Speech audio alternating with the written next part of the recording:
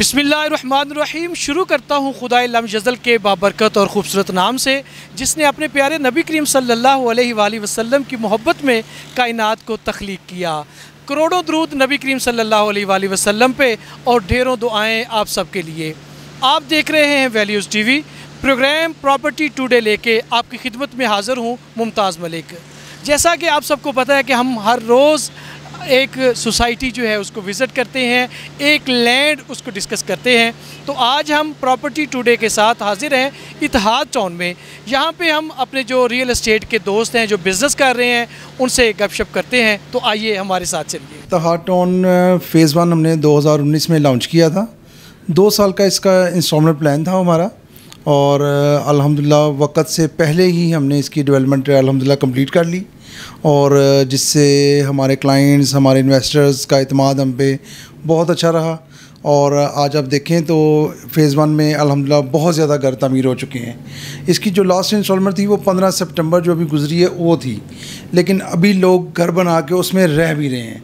हमने वक्त से पहले उसका पोजीशन दे दिया, और अल्हम्दुलिल्लाह ये हमारा साथ इत्तेहाद के साथ बड़ा अच्छा रहा, और क्लाइंट्स और इन्वेस्टर्स सब अपनी जगह पे खुश हैं अल्हम्दुलिल्लाह। बिल्कुल ठीक, जैसा कि आपने फरमाया कि क्लाइंट भी खुश हैं, आप भी खुश हैं, मालकान ने बर वक्त इसको डिलीवर किया है। 2 साल के कलील अरसे में आप बताएंगे कि जहाँ पे जो लोग रह रहे हैं उनके पास सहूलियात सारी मौजूद हैं क्या? जी अल्हम्दुलिल्लाह, बिजली, पानी, गैस की फराहमी अल्हम्दुलिल्लाह हर चीज़ उनके पास मौजूद है, और लोग अपनी ज़िंदगी को यहाँ पे इंजॉय कर रहे हैं।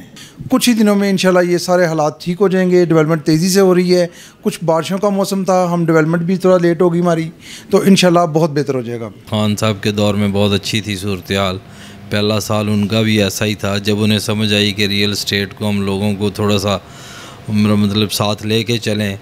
जब इनकी मीटिंग्स बारहा हुई तो फिर उसके बाद उन्होंने इसको थोड़ा सा फैसिलिटेट किया, इसको बाकायदा एक इंडस्ट्री समझा कि ठीक है यार, इसमें आप ये देखें ना, रियल एस्टेट से आपके कम से कम कुछ 60, 65, 70 शोबे वाबस्ता हैं, प्लॉट से लेके घर बनाने तक।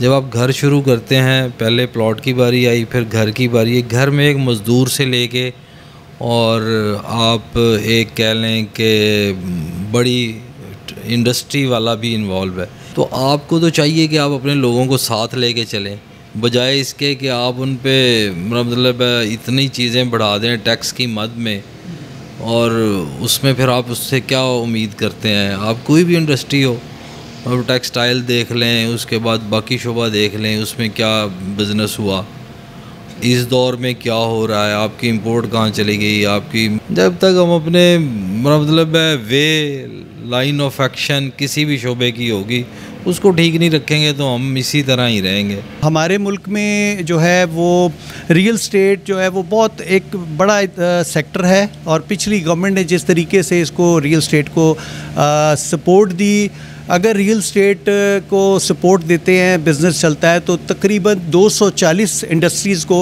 इससे सपोर्ट मिलती है, और इसी तरह इतने घरानों को भी रोज़गार मिलता है। लेकिन हमारे मुल्क के जो इस वक्त पॉलिटिकल इंस्टेबिलिटी चल रही है, जो डॉलर रेट्स चल रहे हैं, और जो हालात बिज़नेस के हैं, पाकिस्तान में रोज़गार नहीं है, कोई कारोबार नहीं है, उन तमाम हालात की वजह से लोग डर गए हैं। लोगों के पास, जिनके पास पैसा है, वो टैक्सेस से डरने की वजह से जो है वो पैसा लगाने से कतराते हैं, और जो हालात मुल्क के बने हुए हैं, लोगों के पास पैसा नहीं है, और जिसकी वजह से, क्योंकि एक इनकम जो है वो कई घरानों को रोज़गार देती है, तो जब एक इनकम रुकती है तो उन तमाम घरानों का रोज़गार भी रुकने लगता है। इस वजह से जो है हमारे मुल्क में इस वक्त जो रियल एस्टेट सेक्टर है वो ग्रो नहीं कर रहा, बल्कि थोड़ा सा नीचे आ गया इस वक्त। आप क्या समझते हैं कामरान साहब कि अब इसका हल क्या है? इतने सारे मसाइल तो हैं, लेकिन अब कुछ ना कुछ तो इसका हल भी होना चाहिए। इसका हल ये है कि गवर्नमेंट इस सेक्टर को सपोर्ट दे और लोगों को रियायतें दे।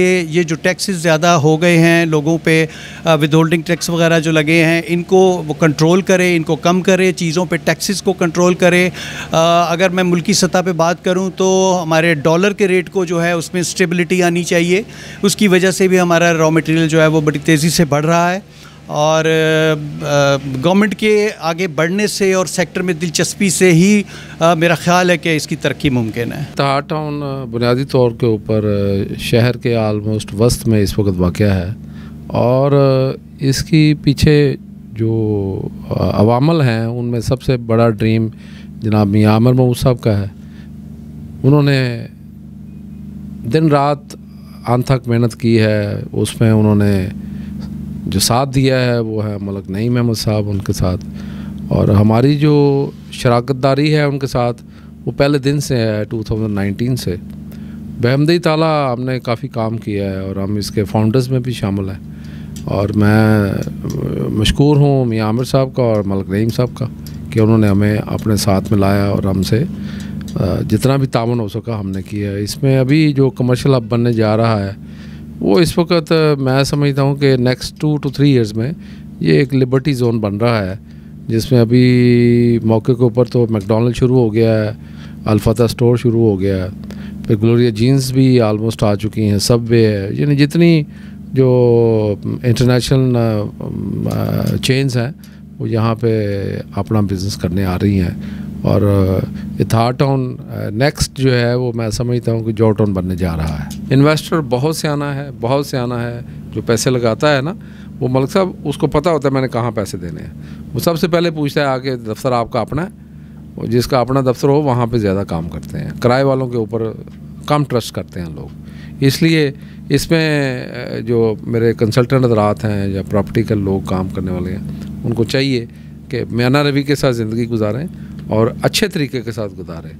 बिल्कुल आसाइश करनी चाहिए, आराम करना चाहिए और ज़िंदगी को भी आराम देना चाहिए और इसमें आसाइश आनी चाहिए, लेकिन स्टेप बाय स्टेप हो तो ज़्यादा बेहतर रहता है। नाज़रीन, जैसा कि आपने देखा ये था हमारा आज का प्रोग्राम प्रॉपर्टी टुडे, और आज हमने इतिहाद टाउन के जो रियल एस्टेट के काम करने वाले दोस्त थे उनके साथ गपशप की है। इंशाल्लाह अगले प्रोग्राम में किसी और जगह पे हम आपके साथ मुलाकात करेंगे।